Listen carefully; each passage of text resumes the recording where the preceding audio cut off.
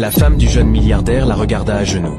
Les larmes coulaient, mais ses lèvres restèrent fermées, parce que le pardon ne se donne pas en une seconde quand la blessure est encore ouverte. Le jeune milliardaire regarda sa famille et dit calmement: « Vous avez partagé mes biens le soir même de ma mort. Vous pensiez que Dieu ne voyait pas. » Les têtes se baissèrent une à une. Puis il prononça une dernière phrase que personne n'oubliera jamais. Le jeune milliardaire regarda sa famille une dernière fois, et il prononça la phrase gardée pour la fin. « À partir d'aujourd'hui, je n'ai plus de famille. » Un silence de mort. Puis il se tourna vers sa mère. « Maman, quitte ma maison immédiatement. » La mère s'effondra en larmes.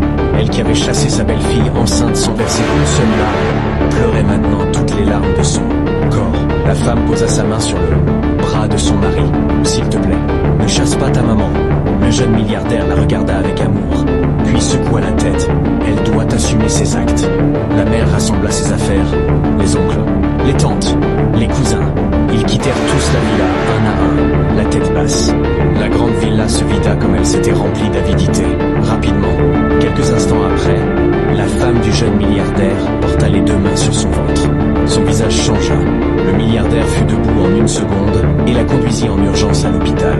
Les heures qui suivirent furent les plus longues de sa vie. André et Maxime attendaient debout dans le couloir sans s'asseoir. Puis le médecin ouvrit la porte et sourit. « Félicitations, monsieur. Vous avez 2 fils. » Le jeune milliardaire resta immobile. Puis ses jambes fléchirent, les mains sur le visage, les épaules secouées par des sanglots de joie pure. André serra Maxime dans ses bras. Ce soir-là, 2 vies nouvelles entraient dans le monde. De retour à la villa, le jeune milliardaire dit à sa femme: « Appelle ta cousine. » Elle arriva sans savoir ce qui l'attendait.